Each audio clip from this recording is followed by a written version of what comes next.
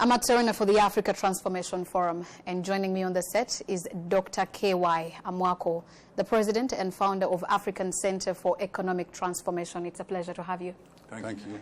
How will the insights and resolutions shared and adopted from the inaugural African Transformation Forum be implemented? This is something we discussed with the government of Rwanda, who is our co-partner in this.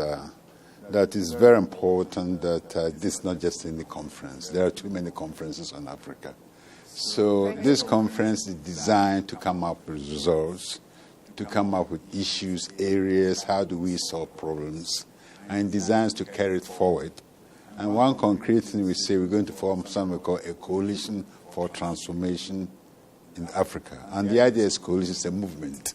Okay. So you bring in the various parties, central governments, the private sector, development partners, civil society, who are all engaged and have a movement towards transformation, recognizing that country situations differ. But all Africa now has agreed on the paradigm shift towards transformation. And we want to be able to come back, say, every year or every 2 years and monitor the results. So we agreed to do this. How well have we done it? So basically, that's what we want. Do you give me assurance that after 2 years, in 2 years' time, we'll come back and talk about this and see some of the things that have been done? Yes. In fact, what we're going to do is next year, we're going to have another meeting just to consolidate. You touched on the paradigm shift, and some of the aspects in this particular includes diversification of products, export competitiveness, productivity increase, technology upgrades, and human well-being. Which one would you consider a fundamental aspect to drive the shift that we want? I think they are multifaceted and multidisciplinary, so they are all interrelated. It's a package. So they are interrelated, and you want to work on all fronts, and they interrelate very well. So I will not say that one particular dimension is more important. It's how you do all these things together. Very good. You're moving from the why to the how by gathering the who, those that have the knowledge. How does that advance the agenda of ACET? ACET was set up precisely for that reason.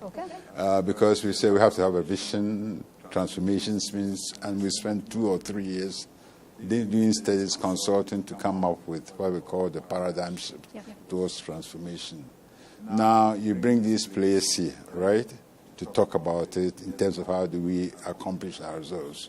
So moving forward, for ACET, our goal is to help African governments achieve transformation. That's how ACET's vision or mission can be accomplished. Very good. Last but not least, about the youth unemployment. It's envisaged, or it's projected to rise by 122, and that is in 2020. And by that time, it will create 500 million labor force in Africa. What are some of the policies that ACET is proposing to government and public entities to ensure that they are able to close this unemployment deficit? Yeah, I think we have to start with the fact that about 200 million people already need jobs today. Exactly. Sure. The estimates differ, so we have to start from there. Basically, what we are saying is that the education system is critical. We have to look at the education system. If you look over the last decade or two, we've made a lot of progress in primary education, in the enrollment rates. Quality is still an issue. We need to improve the quality of education. We also say the type of education you give our youth is important, right? And in Rwanda, you show in the way in many respects of this. You emphasize science, technical education, engineering, and mathematics, STEM.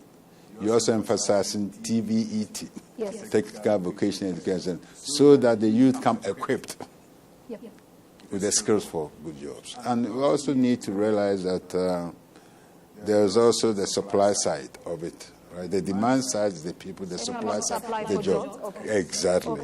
So you need to work with the private sector. You need to make sure that the jobs you are creating meets the needs of the workforce. So it's not just about the types of training, the two have to tie together.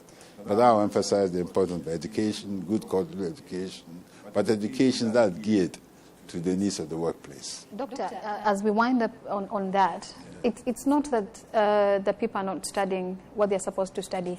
Like you have said, there's been a shift, and we are seeing inclusiveness in education and all that. But the problem is the jobs are not available. We are seeing many of our sisters and brothers who are seated at home. They have their degrees and they've started well, but they cannot access a job. That's why the transformation comes in. That's why the diversification comes in. Okay. That's why the export competitiveness comes in. That's how the private sector comes in, providing the environment for the private sector. And that's what, the fact that you're doing so well in doing business, attracting investments to come into the country to create jobs. Yeah, so there has to be a focus on job creation. And that focus on job creation would you have to factor in all these things. Yeah. Thank you very much. Okay, thank you very much.